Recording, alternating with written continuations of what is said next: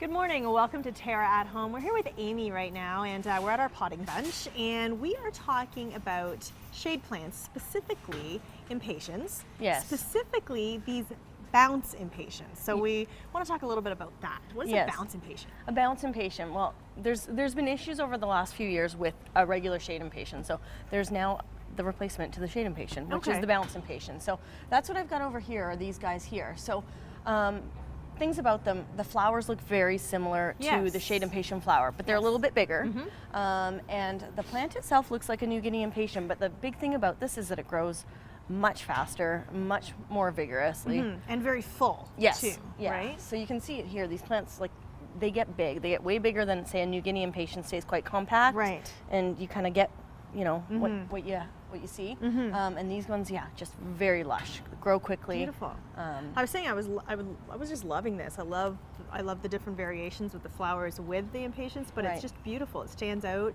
And again, the color of the actual flower is so vibrant. Yeah, they're pretty. They come in 5 different colors, all kind of shades of pink. There's a white with a little bit of a pink in it, and then there's the lavender and a few different shades of pink. Okay, so a lot with what we're familiar with impatiens, but again, this is just a bit of a better hybrid. Yeah, and this one, they say sun or shade. So okay, I was just going to ask you that. So, so it'll tolerate the sun and the shade as well. So, and in the sun, it'll take a little bit more water, but that's the one big thing about the Bounce Impatien. That's why they're called the Bounce Impatien, is because of how they bounce back. When they get wilted right to the pot, and I've seen my impatiens do that. I never do that. They just look like they're never going to make it. And it's shocking. Like, they can be wilted right down to the pot, and you water them, and you actually could stand there and watch them. And watch them grow. Yeah, come back up. Love that. That's how they got their name. Yeah. So you're going to see these everywhere this year. This is a big thing, but for us, it's a big program here at TERRA. I bet. We have them in 6-inch pots, so this size pot. They're like you see here in the mixed hanging baskets and planters, different mixed planters, and we also have them in an 8-inch program, so a good little patio pot. Okay, that's what. And so that was good. I was going to ask you that because obviously we know, we could buy the little impatiens, the tiniest little ones, and plant them all over the place. And we like the fact that they would spread out and flower throughout the season. These guys don't start that small, so you won't see them right down in the little tiny packs.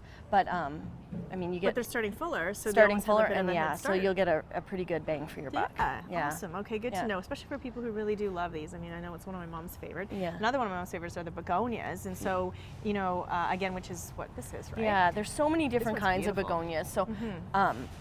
Another great replacement. It can either be a replacement for a shade impatien in the same type of area, or I mean, a whole new plant, whole new look type thing. So begonias prefer the shade for the most part. There are some, they will tolerate some sun, but do best in the shade.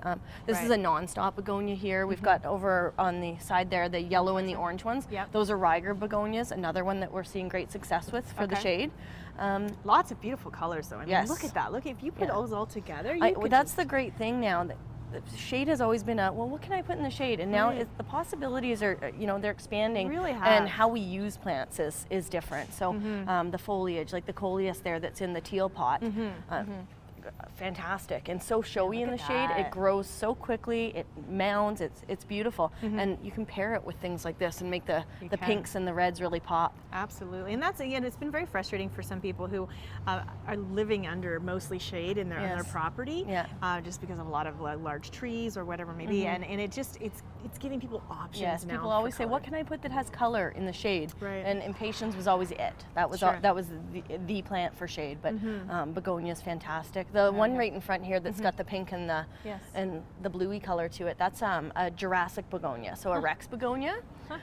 Gets tiny little flowers on it. It's not so much about the flower, but it's about the foliage on this one. So look at the leaf, because literally some of the leaves are like a mint green, and some are this beautiful like plummy color. We've got 3 different colors of that this year. It's going to be a popular plant for us, I think, this year. I can see that. And it looks amazing paired with different colors. So like the pink begonia with the Rex begonia, look amazing together. Yeah, that's it. That's great. And again, you're just the texture. So that's what we're often looking at plants when you are putting them together, is the variations in textures. When we go back to this pot again, you're just seeing smaller flowers, bigger flowers, different colors of green. Just Yeah, the very coleus nice. in the middle here, so that's another coleus, and then the lobelia, which is a great one. So You know what I love too, looking at this one as well, how far even just the standard pot has come that you can buy these in. They look so nice. Like they do. Right? You don't have to change your pots out now. No. That just looks great the No, way it is. and this is our basic hanging basket that we Right. carry here at TERRA. Yeah. So you buy it and the pot already looks good. Yeah. So We've got ferns. all kinds Let's of talk a different bit about the ferns as well. ferns. Yeah, another great one for the shade. A lot of people really like these. Are great for under overhangs, porches, things like that. But they look fantastic in pots. Just you just take it, pop it in a pot, easy. Yeah, you know what? It's funny. You know, I have a neighbor that does that, and that's all they do out the front. They don't get into color. They just they really get into texture and just the ferns and the way they there's something They're about elegant. it. You find They look so perfect, right? Exactly. They do. They do their thing, and you can really pay attention more to the pot if you want and get something kind of cool, decorative Absolutely, pot, and then they just do their thing. You Yeah. don't really have to. Yeah, ferns are popular. People really, really like ferns. And you can use them in combination with things. So they could be put into a pot with color or something like that. Or yeah, like you said, just on their own. Now, the great thing about ferns as well is you can bring them in and into your house as well, right? Yeah, So they can be through the winter. Yeah, and absolutely. you just have to kind of be careful how you do that sometimes, right? I don't know why, but I tend to kill them when I do that. when you do the crossover. Yeah, The big thing, it's gradual, when right? plants are outside, they are susceptible to pests that don't really bother them when they're outside because they can leave and go elsewhere. But when you start bringing them in, quite often there could be a pest living in it. You're changing the conditions that they grow in, so the humidity is different. The ferns are one that they do like humid conditions. You bring it into your dry house in the winter while you're running the heat and stuff, and they don't like that. So it's just doing it gradually and making sure that it it gets the right conditions. Exactly. So lots of options for, again, shade plants, and we can see this new idea behind the impatiens, the Bounce Impatiens. So it doesn't mean you can dehydrate your flowers completely, but at least you know. This one, apparently, you can let it go bone dry, and when it bounces back up, it still has the flower intact. A lot of plants, the flowers will be kind of, a little off from that. I've experienced that for sure. That's actually quite funny. So good. What's this one back here? Actually, I was just going to grab that one too. This one's a Martha Washington geranium here, so that's good for like a morning sun. Yeah, again, location. You can get a little bit of sun, but he needs a little bit of sun. Right? Very popular for Mother's Day though too. Those ones there. Yeah, exactly. So with this being Mother's Day weekend, I know that often I will buy my mom like a hanging basket or something like that. So then at least you know what you're dealing with now when you're thinking about the story behind impatiens and if you've heard any of the controversy behind them. But now these are the new option. Yeah. Good. Yeah. Lots of nice hanging baskets. Yeah, lots of nice hanging baskets and lots of beautiful things happening. So this is a great place to come and can't plant yet. Well, just watch the night times. That's what I say. Watch the night. Running out in your jammies because you're worried we're going to have flurries. you just have to be careful. Everybody's different. Yeah, exactly. That's right. You know what? I put risky. my flowers. Me too. I put them out early. I love getting them out early, and then if I have to, I'll bring things in. But I just love getting things planted. And I know. all So my do neighbors I. are like so jealous. Thanks, Amy. Good information today. That's it for TERRA at Home. We'll have more after this.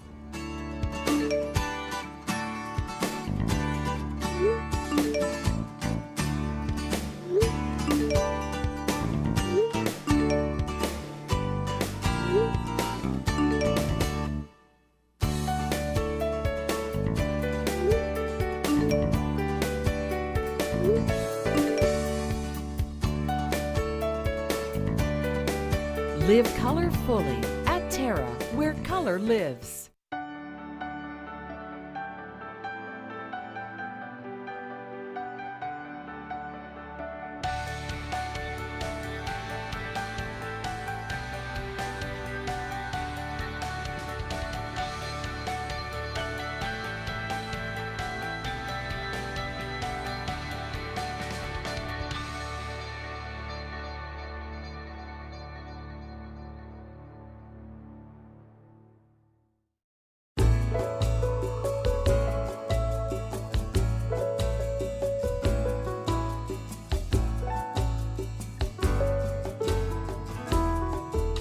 Heritage perennials. Look for us in the blue pots.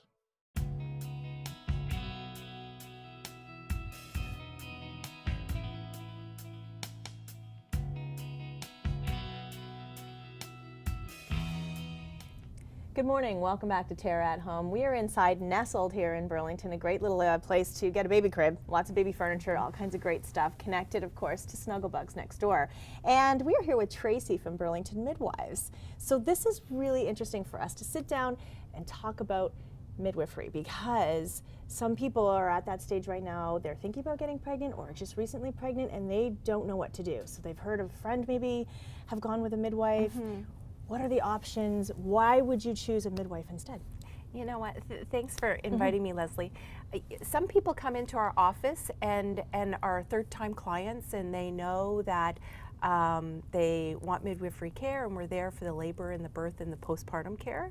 Some women come in and they say, well, I think I might want midwifery for different reasons. And some people quite honestly say, my doctor told me to come. I don't know what a midwife is. And so it's kind of neat, the different paths that people take to come. Sure. But really what it is it's about choice. So many women choose obstetricians. Here in this in Ontario, you can also choose family doctors, but it's nice because you have the choice of a midwife as well. Right. So for in Ontario, for every woman that comes into care, there's we say that for every 10 women that come into care, 4 women we don't have spots available. Does that make sense? Yes, right. So you can't just all of a sudden get a midwife just because you want one. Well, it would be nice, but I don't know how to say it. I guess it's almost like the mother is accepting you and you're accepting the mother at the same time, right? Exactly. And from a funding perspective, it just depends on if there's midwives available in the community. Right. And then there's lots of women that you know, make the choice to stay with their family doctor because that's who's cared for them, you know, ever since they were 12. And then interesting enough too is that I've heard that, you know, some people will have maybe an obstetrician for their first child or second child and then go to a midwife. Yeah. You know, somewhere along the way, maybe they just didn't get what they wanted out of that. And I'm, you know, you can tell me one way or the other here, but I've heard that some people feel that there's maybe just a warmer connection, maybe a little bit more time spent, because we know that it's, you know, it's difficult sometimes. It's a busy industry, and a lot of times, you know, it's hard to get in, and you have maybe 5 minutes in the doctor's office, and you want to be there for an hour, and you have a list. You know what? It's right? a tricky one, because women come in women when they're pregnant. It's not just about the pregnancy. It's not about the medical care. Yes, that's important. We want to make sure that babies are well and safe.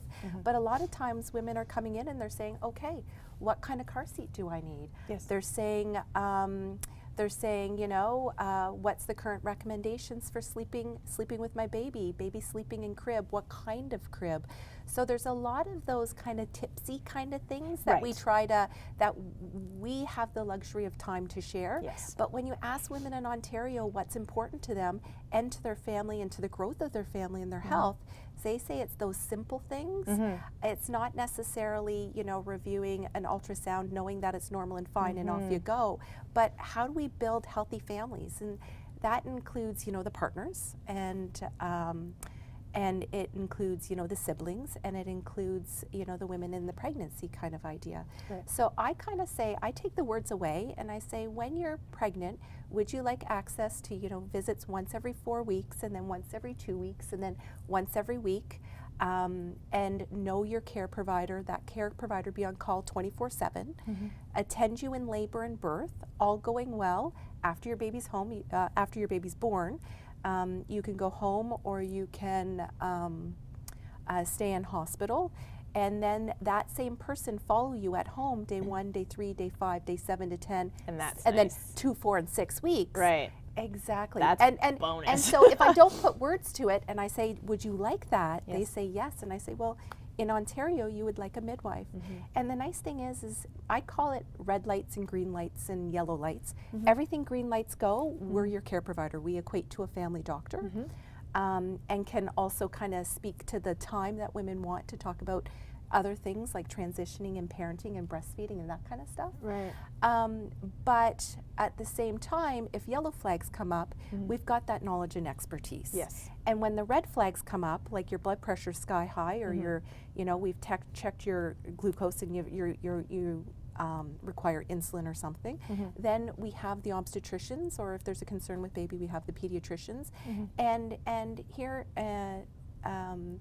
in this region, and I'd say in most regions in Ontario, the relationships are very good and strong. So care isn't minimized. So it's just about option, and women want option. Right. So yeah, that's kind of that's great though. And again, Yeah. you're right. Options is best because it's obviously it's unfamiliar territory especially when it's your first baby. It is. You are scared out of your pants. Yeah.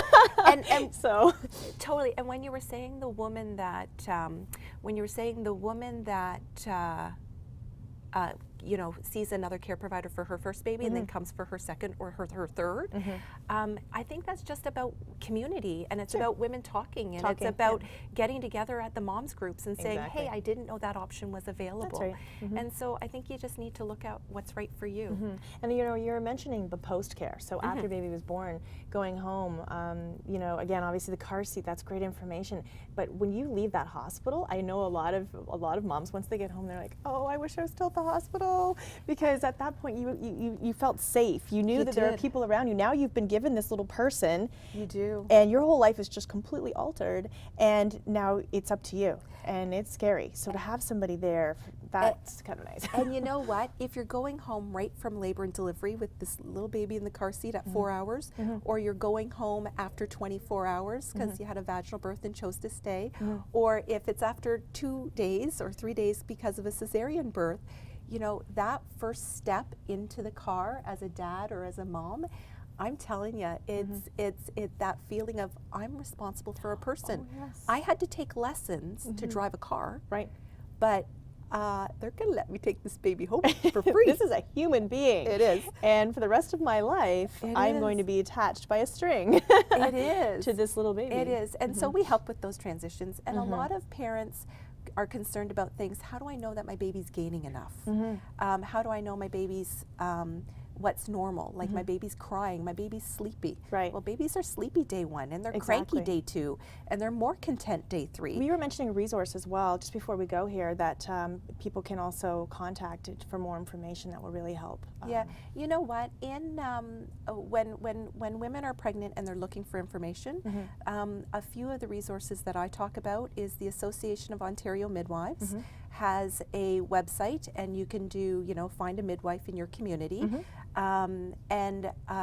What I find is when women leave care, here in Ontario we have Healthy Babies, Healthy Children run by Public Health, and there are awesome resources. Great. So when you're looking at, am I making the best choices for my family and my baby, what's the current literature say, and what are some safe choices and good products to buy, those are 2, I'd say, excellent resources to go to. Very good. I could talk to you for hours, Tracy. I know. Good information. Isn't it fun? I bet you're just a fantastic midwife with all your experience and wonderfulness.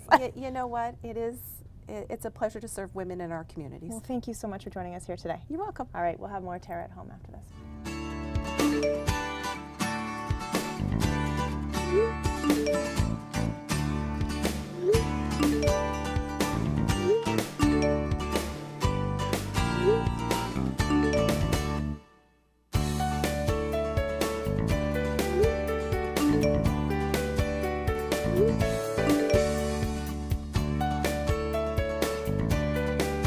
Live color fully at TERRA, where color lives. You've sat under them and built forts in them.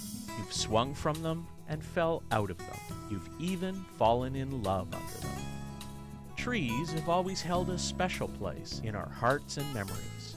A natural beauty, trees will grow with you and your family and bring color and nature into your world. For your assurance of quality, look for trees and shrubs with the Medallion plant tag. Medallion plants, locally grown, the pride of Niagara.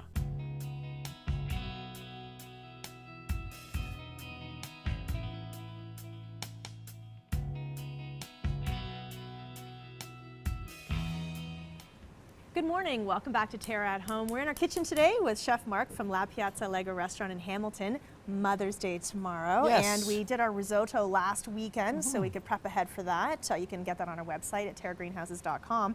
But now we're going to do some dessert as well that would be we're gonna do in honor of our moms. A little bit different. Nice light dessert. It takes a little bit of work, and you know what? I think she'd appreciate the work that goes into this one. Okay. So Moms usually do. They're kind of they good do. with that. Yeah. Dad's was like, yeah, this My is dad's great. like, oh, I love it. No offense, we're- dads.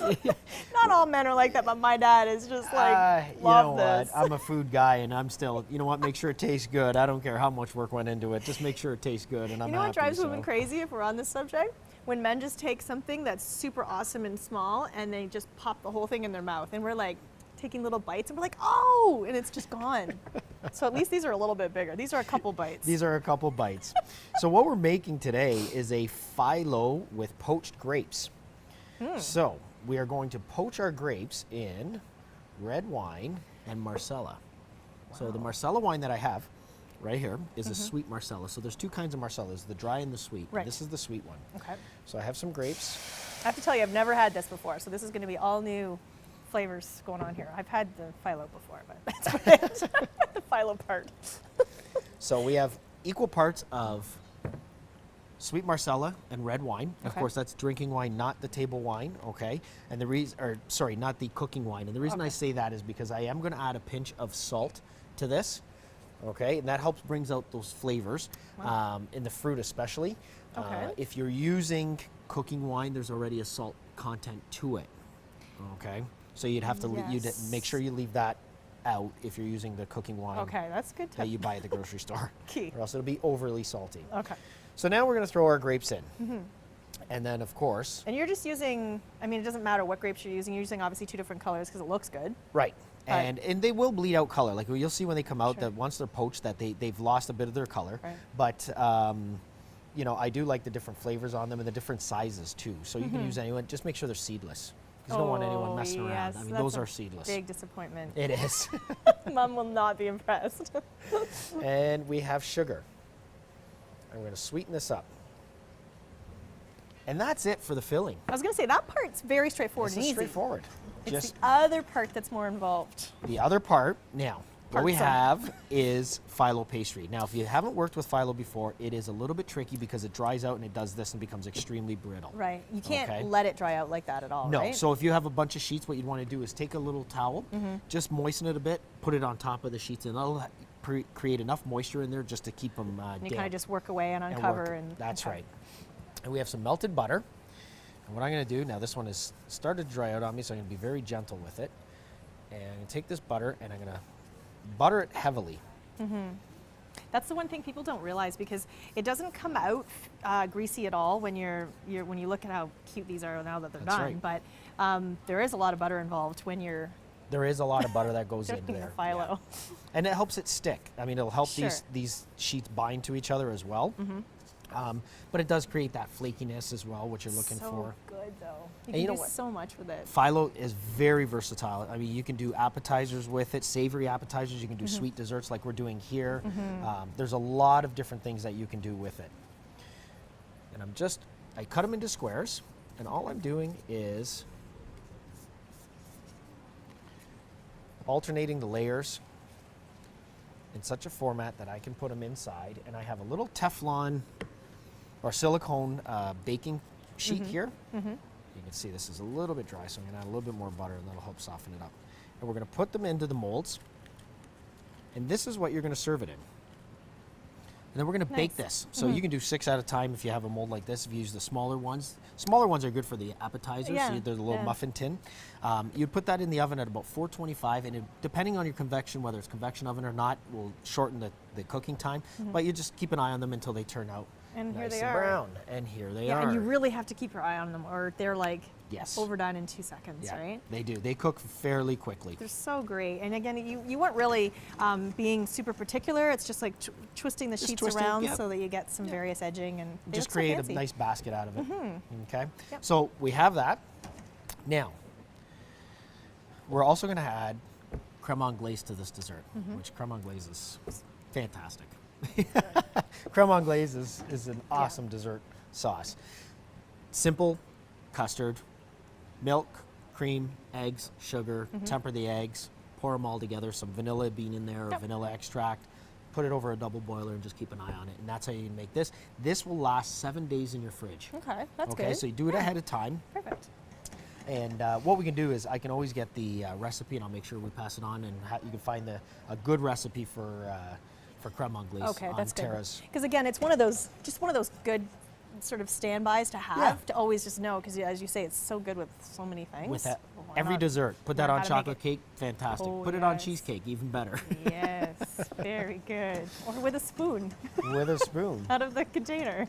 Now, what you want to do, if you're doing this at your house, you're doing this for Mother's Day, I would suggest poaching the grapes ahead of time, okay? Okay. Because it does take a bit of time. Like, this is going to take a good 10 to 15 minutes to poach these grapes. You want them to soften up. You don't want them to burst. You don't want to become mush. You're not looking to make Right. this into more wine or anything like Right. that. But you do want them to soften up, and then you would set them aside and chill them.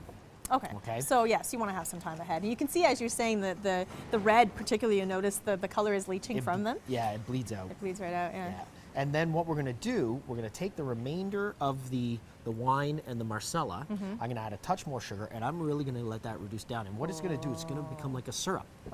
So you end up with 2 dessert sauces going on top This of is these. going to be good. This is really good. So it's just a matter is of really good. being patient. As you said, people like having a dessert where you can prepare ahead of time in Yes. stages, particularly on Mother's Day if you are having people over. Sometimes it's a celebration for the weekend because some people are going out for dinner and other people, staying home. So it's nice to have this done ahead of time, and then you can just assemble it, which is what we're going to do. We're going to take a quick break, come back, and through the magic of television, all this stuff will be ready to go, and we'll show you how it all gets put together. We'll be right back for that.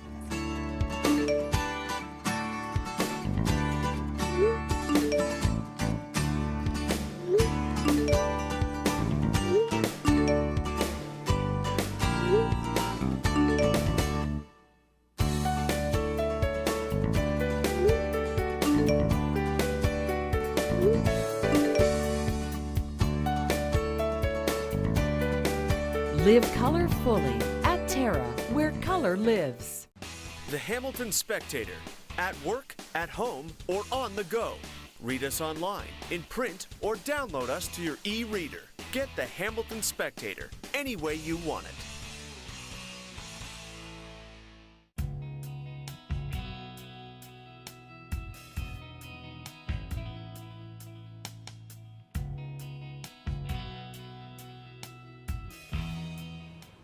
Good morning, welcome back to TERRA at Home. Chef Mark in our kitchen here today, and we're making a Mother's Day dessert. So we're on the second part of it now. We The have our assembly. phyllo, cute little baskets all ready to go.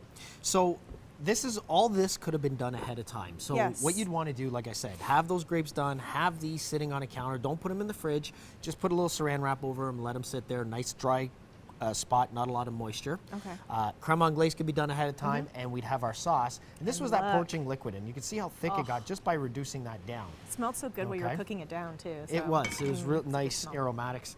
And you can have that done ahead of time as well, and then just put it together. Assembly.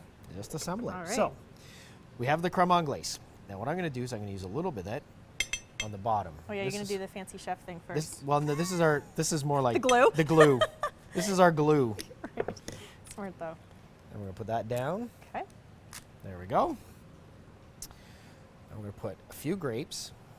And we're going to mix them up color-wise, the red is fun. and the green. Just a reminder as well, you can grab this recipe on our website at terragreenhouses.com. So it's always fun to try something new. And this, again, as you say, if you're doing this in stages, then at the end, this seems like nothing. That's You right. have it It's all just prepped the ahead. assembly time. That's all it is, which you can see it doesn't take long at all. Put some creme anglaise halfway through. And then we're going to top it off with as many as we can pack into these little baskets. It's a relatively light dessert as well, because I mean, creme anglaise, as we know, is it's got its share of fat content, but you're not putting too much in there. It's just a little bit. Just a little bit. I mean, I don't know how much you're putting on top right I now, was but going to say, I'm going to top it up a little bit more, you but can leave it at that, or you could do Mark's version and just. I think it tastes awesome. Oh, that's gonna be awesome. there we go. And then what And I'm going to do is we're just going to take that liquid Okay. and we're going to give it a little drizzle. Oh, how nice. So pretty. And that, there's acidity in here, so you're balancing this as well. I can't wait to try. Thank you so much, Chef Mark. Thank you. Very, very good. And happy Mother's Day weekend to all moms out there. Hopefully you get something as special as this from your kids. Beautiful. Have a good one.